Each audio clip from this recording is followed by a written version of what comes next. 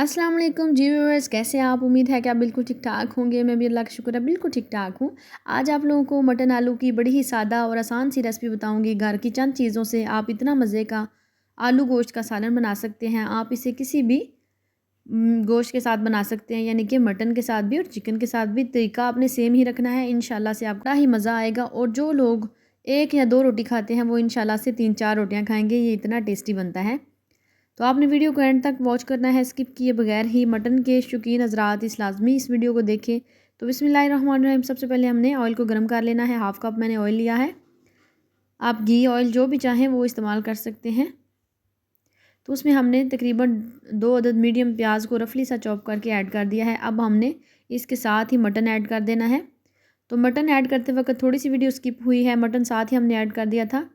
तो अब हम इसमें हाफ़ टेबल स्पून नमक ऐड कर देंगे। तो साथ ही इसके जिंजर गार्लिक का पेस्ट जाएगा 2 टेबल स्पून भर के, यानी कि अदरक लहसुन का पेस्ट भी इसके साथ ही ऐड कर देंगे। इससे ये होगा कि मटन के अंदर तक ये मसाले जाएंगे और जूसी बनेगा मटन, जो है वो अच्छे से रेडी होगा। तो अब हमने इसको लहसुन अदरक के साथ थोड़ी देर के लिए फ्राई करना है।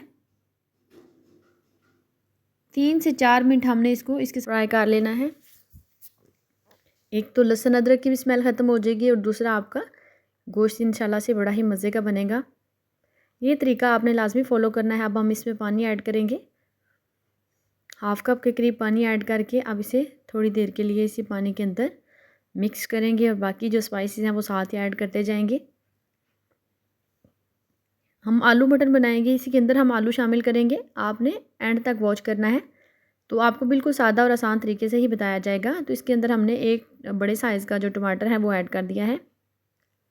टमाटर को भी रफली सा चॉप कर सकते हैं, पेस्ट डालने की ज़रूरत नहीं है। जितनी देर में मटन कुक होगा बगैर प्रेशर कुकर के इंशाल्लाह से, तो अब हम इसे आधे घंटे में तैयार हो जाएगा और बड़ा ही, ताकि जो टमाटर हैं वो सॉफ्ट हो जाएं। 4 से 5 मिनट बाद कवर करने के बाद हमने टमाटर जो हैं वो काफ़ी हद तक सॉफ्ट हो चुके थे। तो आप देख सकते हैं कि टमाटर जो है वो अच्छे से इसमें सॉफ्ट हो गए हैं। मज़ीद इसका पानी ड्राई होने तक थोड़ी देर के लिए हम इसको मज़ीद 4 से 5 मिनट तक और कवर करके कुक होने देंगे। इससे ये होगा कि आप जितनी दफ़ा ज़्यादा कवर करके इसे मीडियम टू लो आंच पे कुक करेंगे, गोश्त जो है वो अंदर तक टेंडर होगा। अब हमने इसमें हाफ़ टी स्पून भुना हुआ ज़ीरा ऐड कर देना है। घी सेपरेट होना शुरू हो गया था, तो हमने इसमें बाकी स्पाइसेस ऐड करने हैं। 1 टेबल स्पून भर के हम इसमें सूखा धनिया पाउडर की फॉर्म में भी ऐड कर सकते हैं और दरदरा सा भी कर सकते हैं। हाफ़ टी स्पून इसमें लाल मिर्च का पाउडर जाएगा। ये आपने अपने टेस्ट के अकॉर्डिंग ही इसमें ऐड करना है। आपको जितनी लाल मिर्च पसंद है, जितने स्पाइसेस पसंद हैं, उतने ही आप ऐड कीजिएगा। अब इसमें हल्दी पाउडर जाएगा हाफ़ टी स्पून। ये जब ही मसाले शामिल करते ही हम इसकी अच्छे से एक दफ़ा भुनाई करेंगे। अब इसे मिक्स कर लेते हैं और बाकी इसमें जो 1-2 चीज़ रह गई है वो मैं आपको साथ साथ बताऊंगी। ये बिल्कुल बेसिक से मसाले हैं जो आप घर में इस्तेमाल करते हैं। बिल्कुल सादा तरीके से अगर मटन बनाया जाए तो उसका अपना एक टेस्ट होता है, एक बड़ा ही जेन्युइन टेस्ट मिलता है और बड़ा ही टेस्टी बनता है। तो अब हम इसे अच्छे से मिक्स करेंगे और इसमें थोड़ी सी कसूरी मेथी ऐड करेंगे खुशबू के लिए, जायके के लिए। और साथ ही इसमें हाफ़ टी स्पून के करीब इसमें ब्लैक पेपर ऐड कर देंगे।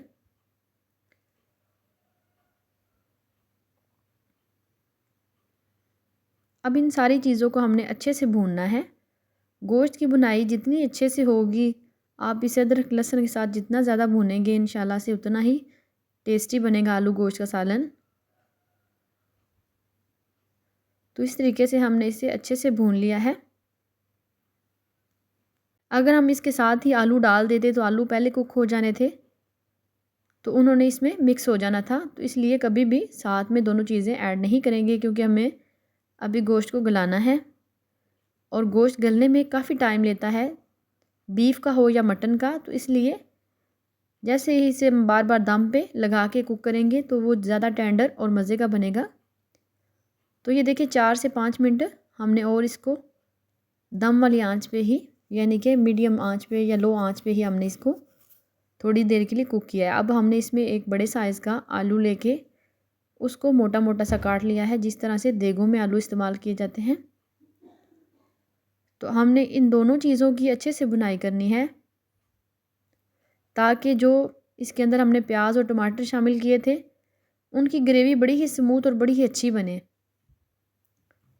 बुनाई बड़ी ही ज़रूरी है आलू की, और ज़्यादा बुनाई। तो अब हम साथ साथ चमचा चलाते हुए इसमें अगर नमक वगैरह कम हो तो आप ऐड कर सकते हैं। बेसिक यही मसाले इसमें जाएंगे। अगर आप मसाले ज़्यादा इस्तेमाल करेंगे तो वो आपको जेन्युइन सा टेस्ट नहीं मिलेगा। थोड़ा थोड़ा पानी ऐड करते जाएंगे और इसकी अच्छे से बुनाई करते जाएंगे। कलर आप खुद चेक कर सकते हैं इसकी कितनी अच्छी लुक आई है, और बिल्कुल परफेक्ट ग्रेवी है इतनी क्वांटिटी के गोश्त के लिए।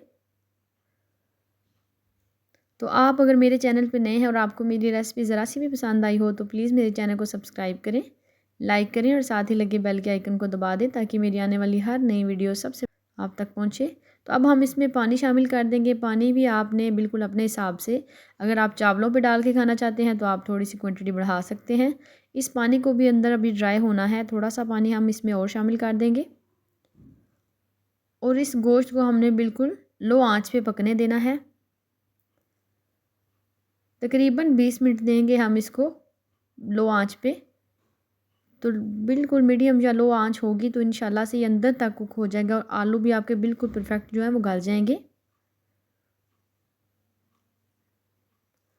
तो ये देखिए पानी जो है वो काफ़ी हद तक ड्राई हो चुका है आफ्टर 20 मिनट्स।